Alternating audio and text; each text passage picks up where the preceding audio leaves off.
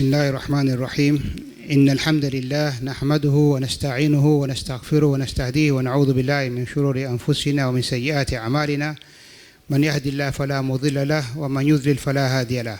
وأشهد أن سيدنا محمدا عبده ورسوله وصفيه وخليله أرسله رحمة للعالمين بشيرا ونذيرا وداعيا إلى الله بإذنه وسراجا منيرا. أما بعد، معاشر الحاضرين, tuko katika siku tukufu katika maisha yetu. Dhahaba mu'adhamu wa baqiya a'zamu.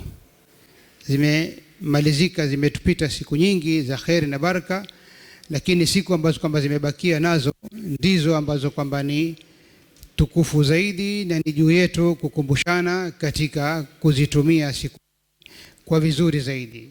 Mtu akithirishe katika ibadat mutanawia, alhamdulillah, Mwenyezi Mungu akikupa umri akakuwafikia na ukaweza kufikiwa na kipindi kama hichi, ni kukumbushana sote katika kuzitumia siku hizi, masiku na mchana, kwa kujikaribisha karibu na Mwenyezi Mungu Subhanahu wa Ta'ala. Leo nitapenda kuwazungumza shakhsiyataini adhimataini min ar-ra'il al-awwal. Tutamzungumza Sayyidina Ali bin Abi Talib kidogo katika safahat min at-tarikh, na kadhalika tutamzungumza Abdullah ibn Mubarak rahimahullah rahmatan wasi'a. Uislamu, dini ambayo kwamba imekamilika, dini ambayo kwamba kila kitu anachokihitaji mwanadamu kinapatikana katika dini hii, na kwa kadri atakavyojikaribisha mwanadamu na dini hii tukufu atapata dunia yake na atapata akhira ambayo kwamba ndio kila muumini anatarajia kutuma akhira yake. Kabla ya kuingia kumzungumza Sayyidina Ali na Abdullah bin Mubarak, safahat min at-tarikh, tarikhi yao ni kubwa, ni ndefu, ina mambo mengi, lakini tutachukua baadhi ya vitu katika tarikhi zao. Kwanza ni kuzungumza kwamba hichi kitabu tulichonacho, Qur'ani yatuambia Allahu nazzala ahsana al-hadithi kitaban mutashabiha, mpaka mwisho hii aya. Kitabu hichi ndani yake kuna qisas, kama kisa cha Nabii Yusuf, ahsana al-qisas. Kuna visa vingine sisi hatukuwaona hawa, lakini tuwasoma Qur'ani twajua, na ni uslub moja katika asalibi ya kufundishwa watu na kusomeshana wanaposoma zile qisas au zile stories ambazo kwamba zimetajwa katika Qur'ani tukufu. Utakuta ahlul qarya, watu wa kijijini wanazungumzwa, ndani yake kuna mafunzo. Kwa hivyo hizi ni tarehe, ukisoma Qur'ani unapata ndani yake mafunzo mengi. Kadhalika kuna hujja, ukisoma Qur'ani utakuta unafundishwa namna ya kujadili, namna ya kutoa hujja. Qul hatu burhanakum in kuntum sadiqin. Kwa hivyo ukisoma Qur'ani utapata kujua kwamba Waislamu na wasiokuwa Waislamu katika kutangamana, kuna wakati atakaowe na hoja za kumkinaisha ule wa pili wako ili aweze kuja katika dini. Kuna hidayah ambayo kwamba ni kitu kikubwa. Kila tukisoma katika suratul Fatiha unamwomba Mwenyezi Mungu Subhanahu wa Ta'ala akupe hidayah, ihdina siratal mustaqim. Na hidayah ni kitu kikubwa sana na kimetajwa kwenye Qur'ani kiwango kikubwa sana. Kadhalika hii Qur'ani ni nur, mwangaza wenye kukufaa leo duniani, wenye kukufaa kaburini, wenye kufaa yaumul qiyama. Kwa hivyo alhamdulillah, ni mwezi wa kusoma Qur'an. Kitabu hichi ni nurun, kadhalika ni shifa na rahma. Ni rahma ambayo kwamba waumini lau watafahamu, rahmatan lil alamin, ni mtume wetu Muhammad sallallahu alaihi wasallam, na hii Qur'ani ni rahma kwetu sisi. Utakuta yahdi an-nasu wa yurshiduhum ila khair, yani Qur'ani inawaongoza watu. Ukisoma Qur'ani kwa moyo ulio safi, kwa kupulikiza kile kitabu cha Mwenyezi Mungu, utakuta unapata taufiki ya kupata irshad, na hii itakusaidishia wewe katika dunia yako na akhira yako. Kadhalika inakulia wewe, inakulea katika sabr na kusubiri, kama tunavyosoma wal asri innal insana la fi khusr illa alladhina amanu wa amilus salihat wa tawasaw bil haqqi wa tawasaw bis sabr. Kwa hivyo sisi tuishi, na ni juu yetu kuamrishana kufanya mambo mema, kuamrishana kuacha mambo mabaya na kusubiri.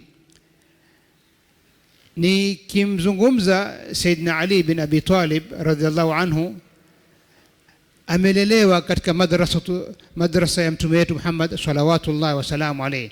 Kwa hivyo katika faida na durus na ibra tunapata ni kwamba malezi ni kitu muhimu sana katika maisha yetu, na ndio utakuta mtume wetu Muhammad sallam aliwalea maswahaba mpaka wakaleleka vizuri. Hata walipotoka wale maswahaba waliondoka Maka kwenda Madina, wakawa tayari wana maadili mazuri, ni mfano mwema kwa umma wote. Sayyidina Ali bin Abi Talib, wakati yeye ni amiri al-mu'minin katika kipindi chake, kuna wakati ikawa ana dir'i lake ambalo kwamba alilipata wakati wa Siffin, katika vile vifaa vya kupigania alilipata katika vita vya Siffin, lakini likamwanguka. Kuna Myahudi mmoja akalichukua lile dir'i likabakia kwake yeye.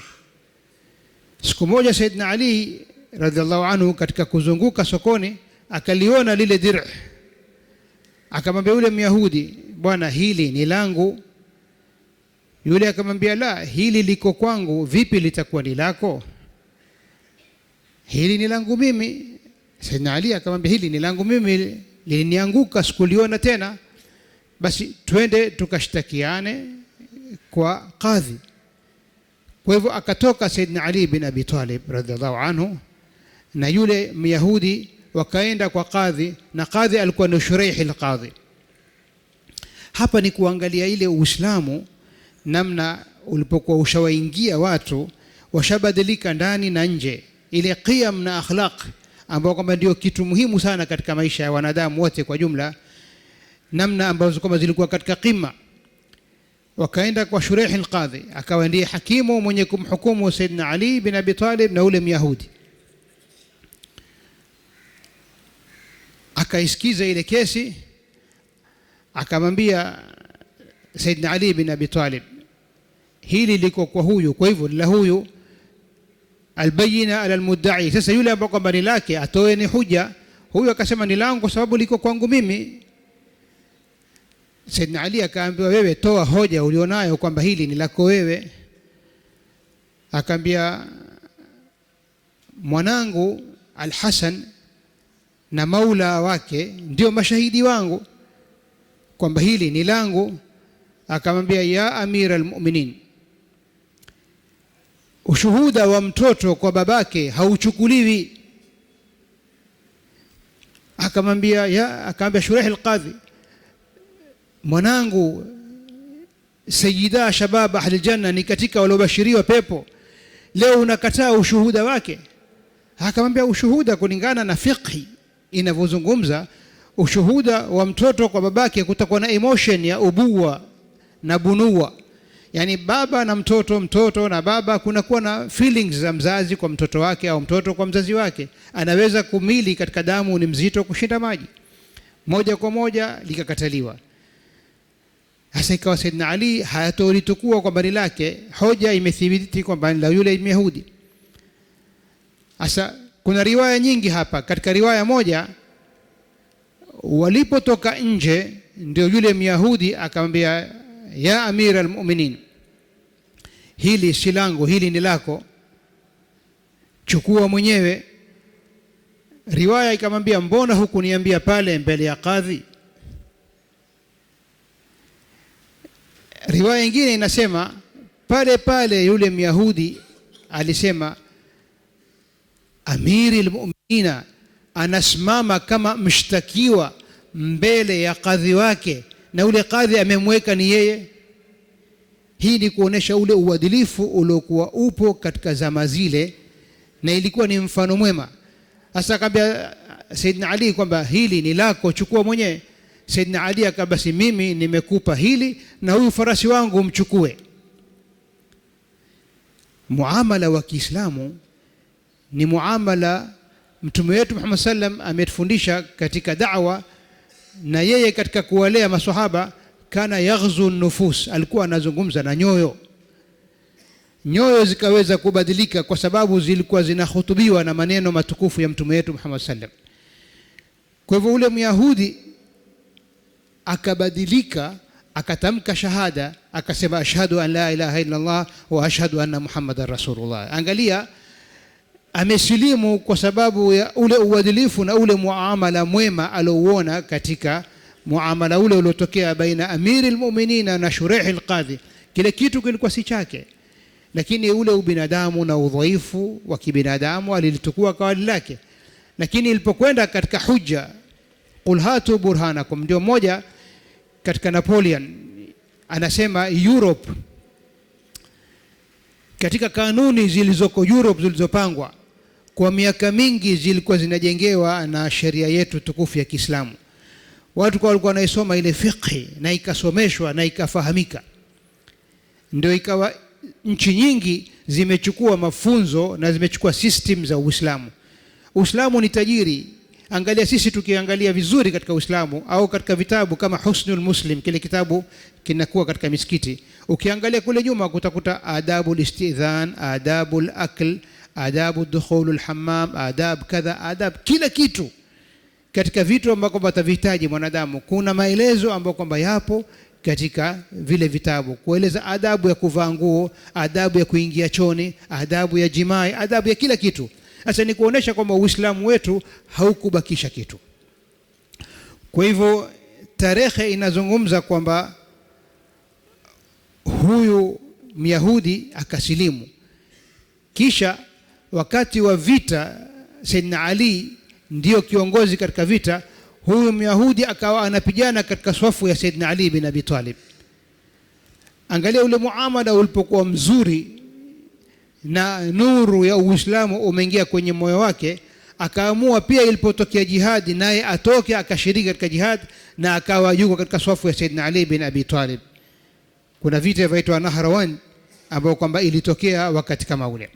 Kwa hivyo hizi ni safahat katika tarehe kuonesha ule uadilifu ambao kwamba ulikuwa unapatikana katika viongozi wetu wa mwanzo ambao kwamba walikuwa wameshikana na dini. Huyo ni mmoja ambao kwamba nimeonelea nimzungumze. Kadhalika nitapenda kumzungumza Abdullah ibn Mubarak rahimahullah.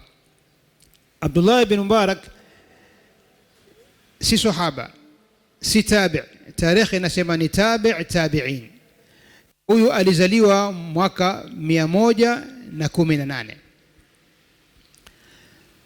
Babake al-Mubarak alikuwa anafanya kazi kama bustani katika hadika ya moja katika wafanyabiashara.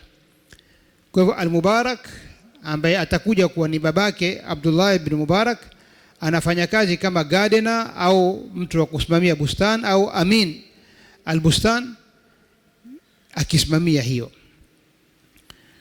Siku moja tajiri yake akaja akamwambia, niletee rumman. Tarehe moja inasema ni rumman, tarehe nyingine inasema ni inab, ima ni kudhumani au ni zabibu. Asa akamwambia kaniletee kudhumani ambalo kwamba ni tamu. Akaenda akamletea, akila yule bwana wake tajiri yake, akila ni utungu. Akamwambia mbona ni utungu, nenda kaniletee lingine ambalo kwamba ni tamu. Akazunguka akachagua lingine akamletea, akilifungua akilikata kila ni utungu. Akamwambia wewe wafanya kazi kwangu kwa miaka mingi, vipi hujui kwamba tamu ni hili na ambalo kwamba si tamu ni hili? Mbona waja kuniletea ambalo kwamba si tamu na mimi nimekwambia nataka kudhumani tamu? Akamba Sayyidi, mimi sijaonda katika hivi vitu vilivyoko hapa hata siku moja, kwa sababu huja ni ruhusu mimi kuonja.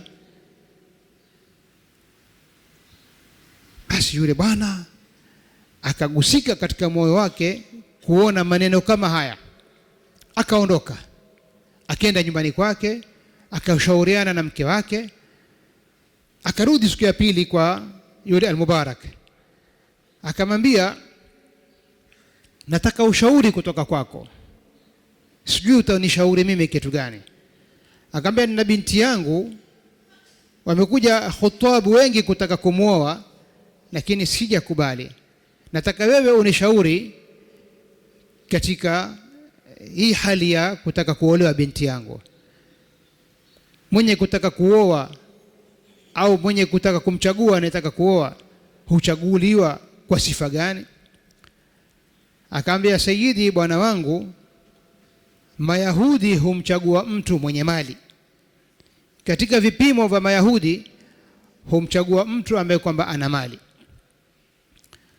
na Manaswara humchagua mtu mwenye jamali, na Ahlul Jahiliya humchagua mtu mwenye nasabu yake ni kubwa. Lakini Waislamu wanachagua mtu mwenye akhlaq na dini. Na ndio hapa twarudi katika maneno ya mtume wetu Muhammad sallam, idha jaakum man tardawna dinahu wa khuluqa fazawijuhu in lam taf'al takun fitnatan fi al-ardi wa fasadin, au kama qala salawatullahi wa salamu alayhi. Maayir katika maisha, vipimo ambavyo kwamba mtu ukiviweka hivi vipimo katika maisha yako utakuta dunia yako na akhira yako itafanikiwa biidhnillah tabaraka taala. Kwa hivyo ni vipimo vizuri sana. Akamwambia, waonaje wewe uwe ndiye mwenye kumuoa binti yangu, ni kuozesha binti yangu? Angalia, mtu gardener, mfanyikazi wa kawaida, lakini anapawa ofa na tajiri yake, tena kwa kumuomba, naomba uwe ni mwenye kumuoa binti yangu. Akakubali, wakatangamana kwa njia mzuri, akazaliwa huyu Abdullah ibn Mubarak. Kwa hivyo Abdullah ibn Mubarak babake ndio huyo al-Mubarak, na alikuwa akifanya kazi kwa mfanyabiashara. Sasa Abdullah ibn Mubarak alipozaliwa, kwa bahati akasoma katika mikononi mwa wanazuoni wakubwa, Al-Auza'i, Imam Malik. Inasemekana alisoma kwa mashekhe 1400, na haswa yeye aliishi katika mwisho wa dola al-Umawiya. Alikuwa Abdul Malik bin Marwan ndio alikuwa ni khalifatul muslimin, kisha akaendelea kuishi mpaka kipindi cha Harun Rashid katika dola al-Abbasiya, kipindi kirefu, takriban ameishi miaka 63. Na katika sifa zake alikuwa ni mcha Mungu, alikuwa ni mfanyi biashara, alikuwa yaghzu aman wa yahuju aman. Alikuwa mwaka moja anakwenda haji na mwaka moja alikuwa yeye anakwenda vitani. Na mara nyingine alikuwa akichukua ofa, akiwapa watu kadhaa, akiwapa yeye nafasi ya kuwa sponsor katika kila kitu ili waende na yeye katika haji. Hii ni kuonyesha kwamba maadili mazuri yanawafanya watu wapate mambo mazuri. Baada ya kuyatukua haya, nimependea maashara alhadhirin tutukue baadhi ya mafunzo fulani ambayo kwamba tunayapata kutokana na maneno matukufu ambayo kwamba ametuambia Yahya bin Muadh rahimahullah. Qala Yahya bin Muadh, ala qadri khawfaka min Allah yahabuka alkhalq. Maneno mazito, ni sentensi 3, lakini zina faida nyingi na zina malezi mazuri. Ala qadri khawfak min Allah yahabuka alkhalq, wa ala qadri hubbuka lillahi yuhibbuka alkhalq, wa ala qadri shughlika billahi yashtaghilu alkhalq biamrik.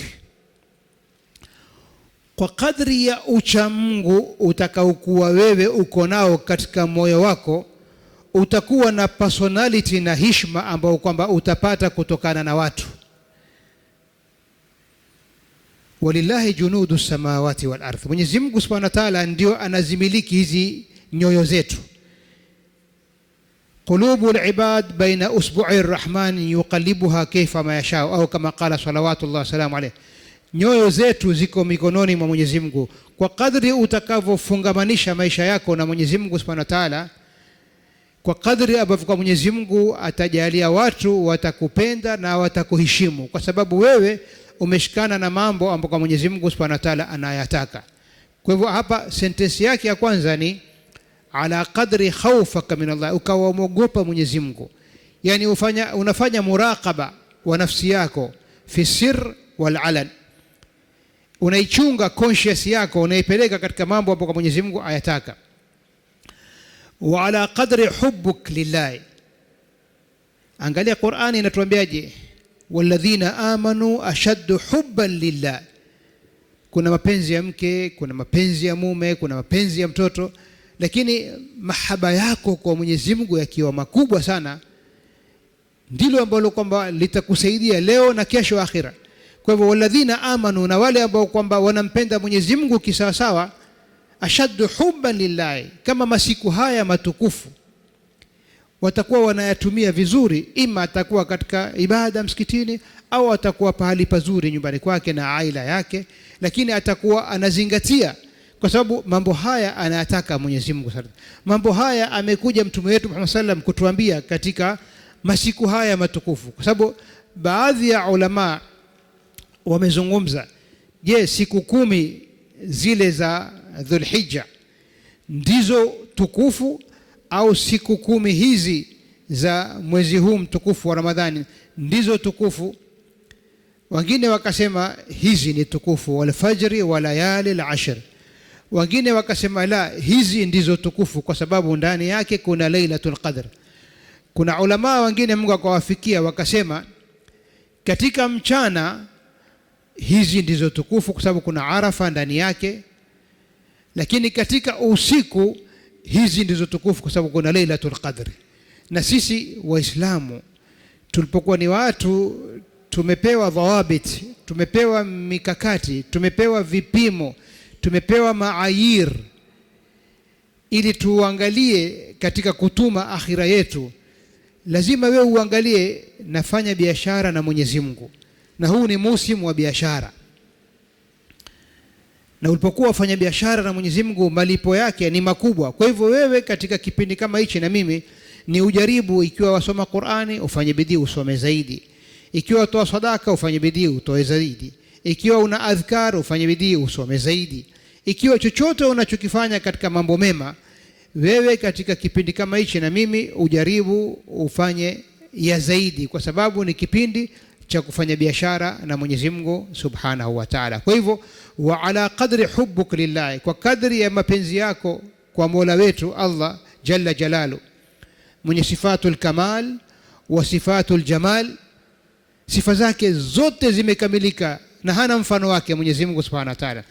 Wa huwa qaribun wa huwa ba'id, Mwenyezi Mungu Subhanahu wa Ta'ala, wa nahnu aqrabu ilayhi min hablil warid, yuko karibu sana na sisi lakini yuko mbali sana na sisi pia vile vile.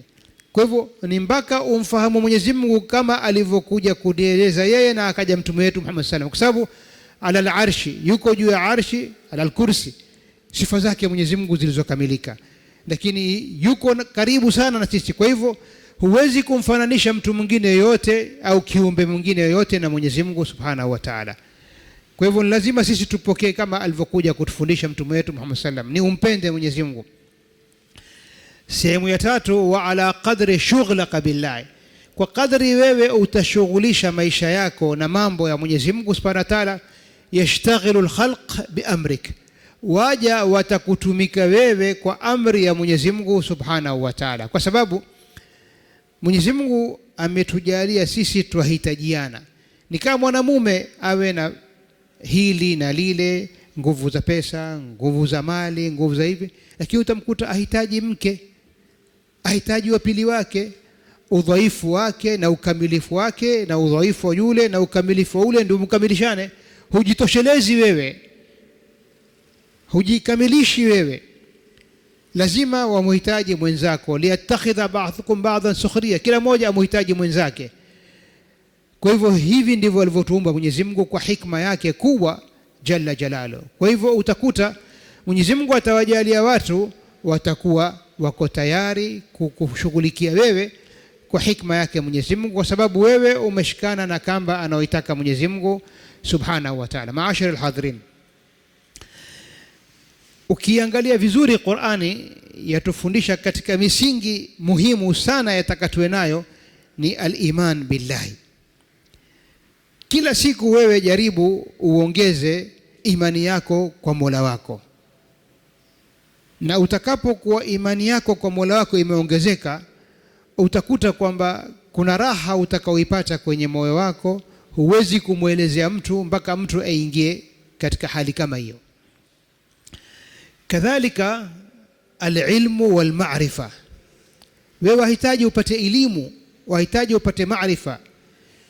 Angalia Nabii Suleiman alipotaka ile arsh ya Bilqis itolewe pale iliyopo, iletwe pale kwake, ifritu min aljinni alimwambia ana atika bihi qabla an taquma min maqamik, yani kabla hichi kikao hakijamalizika itakuwa ile arsh nishaitoa kule, nishaileta hapa.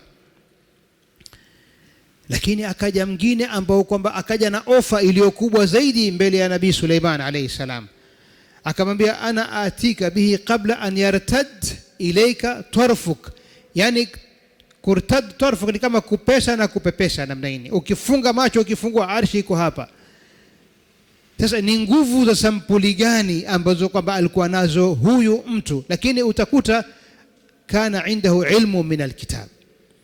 Kwa hivyo elimu kama washairi wanavyozungumza, alilmu yarfa buyutan la imada laha waljahlu yahdimu buyuta alizz walkarami. Kutokana na elimu watu wanapanda, wanapaa, wanapata kukua.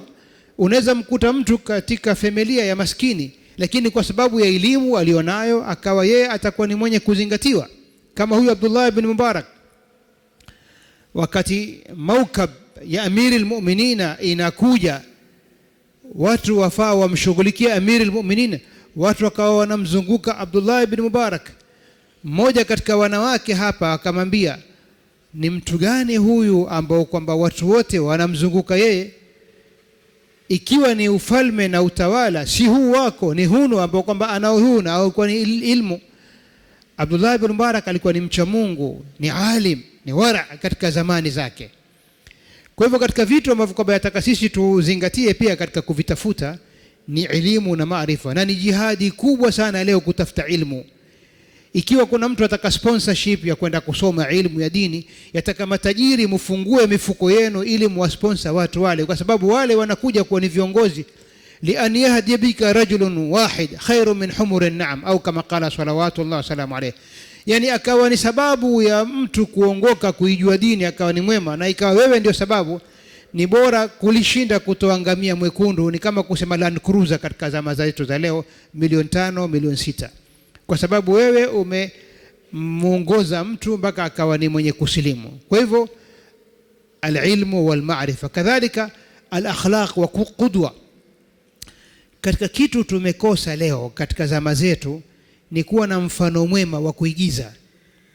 Zama za nyuma mara nyingi ima mzazi wako au mwalimu wako kulikuwa kuna role model.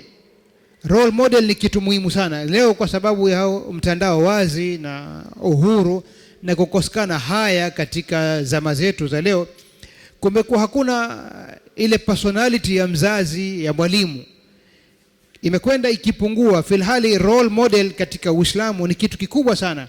Mzazi katika nyumba ana cheo kikubwa sana, lakini utakuta hivi vitu vimekwenda kipungua sana. Filhali qudwa katika Uislamu, kwa sababu yule mwenye qudwa anatakhalak bi akhlaqi alislamia, anakuwa ni mfano mwema wa kuigwa. Katika maneno yenye hikma ndani yake, faman zada imanu, yule ambaye kwamba imani yake itaongezeka, wa qawiyat ma'rifatu, na maarifa yake ya kuielewa dini itaongezeka, zada khawfuhu min Allah, hofu yake kwa Mwenyezi Mungu itaongezeka. Kwa hivyo hofu yako ndio utakuta inma yakhsha Allah min ibadihi alulama, kwa sababu wale wanazuoni wanakuwa wanamwogopa Mwenyezi Mungu, wanamcha Mwenyezi Mungu, wanaona kitabu cha Mwenyezi Mungu na maelezo, wanaona wale watu walipokataa kumwabudu Mwenyezi Mungu, ile halak na maangamivu walioyapata, natija ya wao hawakuamini au wamekataa kufuata. Kwa hivyo yeye katika kukisoma kile kitabu cha Mwenyezi Mungu anakuja kukuta kwamba pana umuhimu sana yeye ashikane na kamba ya Mwenyezi Mungu. Kadhalika asl ya kila khairi katika dunia na akhira ni hofu yako kwa Mola wako jalla jalalu. Khairi zote za dunia na za akhira ni wewe kwa kadri gani utamcha na kumwogopa Mwenyezi Mungu subhanahu wa ta'ala. Waandishi wanasema al-khawfu siraj fil qalb, hofu yako kwa Mwenyezi Mungu ni taa katika moyo. Yani unaona binuri llahi, unaona kwa maono tofauti. Al-khawfu sirajun fil qalb bihi nabsiru ma fihi min al-khair wa shar. Yani kuna watu wengine wanapoyaangalia mambo wanayangalia kwa moyo uliosafi, moyo ambao kwamba hauna husda, hauna ghil, hauna hiqd. Illa man ata Allah biqalbin salim. Wanaona maisha ya dunia ni maisha mafupi, maisha ya mapito, maisha ambayo kwamba hayana kwamba wewe uambatane nayo kiwango kikubwa. Kadhalika alkhawfu min Allah yaj'al wahidan mustaqima. Maashara hadirin, kwa takriban dakika 5 au 7 zilizobakia napenda kumaliza kwa hii hadithi tukufu. Maneno mazito ya mtume wetu Muhammad salawatullah wa salamu alayhi, atuambia man khafa adlaj wa man adlaja balagha almanzil ala inna sil'ata Allah ghaliya ala inna sil'ata Allah aljanna. Man khafa, mwenye kumwogopa Mwenyezi Mungu. Adlaj, mfano wa kiakili tu. Wewe kwa mfano au mimi, ndege yako yaondoka airport Mombasa saa 9. Kwa mwenye akili anaotaka kupata ile flight asikose, yafaa toke saa ngapi hapa? Takriban mapema. Sasa hivi saa 8 kasorobo. Aweza chelewa, hawezi kuchelewa? Akichelewa kuondoka aweza. Kwa hivyo mwenye akili asikose ile flight, ataweka allowance takriban ya masaa 2-3 ili asije akakosa ile flight. Kwa sababu hapa traffic kidogo kibarani hivi, waweza pengine kukitokea accident kidogo ukakosa. Kwa hivyo saa 1 peke yake inakuwa ni muda mfupi, na ikiwa flight ni saa 9 inabidi uweke allowance pale. Ukifika kuna foleni, kuna mzigo, kuna boarding pass, kuna kupanda juu, naweza nikakosa flight. Ili nisikose flight, ikiwa mimi saa 9 mimi adhuhuri na swali hapa au na swali mbele. Kwa hivyo mfano hunu ndio mfano unaingia hapa. Man khafa adlaj, yule mwenye kuhofu kwamba atatiwa motoni, mwenye kuhofu atakuwa kinyume cha maamrisho ya Mwenyezi Mungu, atajipanga, ataseta system katika maisha yake asiende makosa. Kwa hivyo man khafa adlaj wa man adlaja, na yule ambao kwamba atapanga mambo yake, balagha almanzil au balagha almuna, atafika pale anapopataka.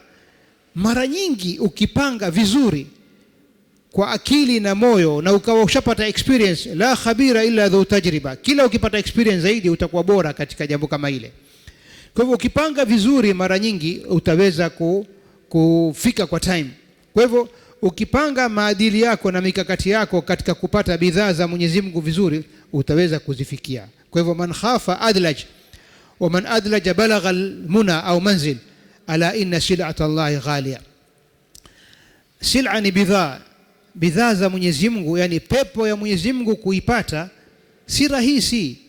Utaamka usiku bado kitanda cha kuambia rudi ulale. Tatajafa junubuhum anil madaji yaduna khawfahum wa tamaa, kama aya inavyotuambia, khawfan wa tamaa mimma razaqnahum yunfiqun. Ushona. Kwa hivyo wewe utakuwa hasa katika kipindi kama hichi hushibi usingizi, yani hulali usingizi ule wa kushiba wa masaa 6 kwa kuendelea, kwa sababu wewe unaangalia ala illa sil'ata Allah ghaliya ala inna sil'ata Allah janna, mintaka janna. Umri wangu ushapita 60, huku ninakokwenda ni karibu sana, na kama bado wewe ni kijana hakuna guarantee kwamba wewe utafika mpaka huko. Kila mmoja yuko safarini, na safari hii yataka akiba, yataka zad, yataka tauba, yataka hofu min Allah. Kwa hivyo ala inna sil'ata Allah ghaliya ala inna sil'ata Allah ghaliya aljanna. Kwa hivyo bidhaa za Mwenyezi Mungu ni pepo, na uhakika ni kwamba mtume wetu Muhammad sallallahu alaihi wasallam amekuja kutubashiria kullukum tadkhuluna aljannata illa man aba, nyote mtaingia peponi ila ambaye kwamba hataki kuingia peponi. Haya ni maneno ya mtume wetu Muhammad sallam. Kullukum, nyote mtaingia peponi ila ambaye kwamba hataki kuingia peponi. Maswahaba wakamuuliza, waman ya aba ya Rasulullah, nani atakataa kuingia peponi? Akajibu, man ata'ani dakhala aljanna wa man asani faqad aba, mwenye kunitii mimi baada ya kumtii Mwenyezi Mungu ataingia peponi, na mwenye kuniasi amekataa. Yani angalia lutf, u'tiya jawami'ul kalima. Hakusema mwenye kukataa ataingia motoni, yeye ni rahmatan lil alamin. Anakwambia mwenye kukataa kufanya haya basi amekataa kuingia peponi. Hii ni kuonesha lugha ya mtume wetu Muhammad sallam ni lugha tamu, lugha yenye faida nyingi ndani yake.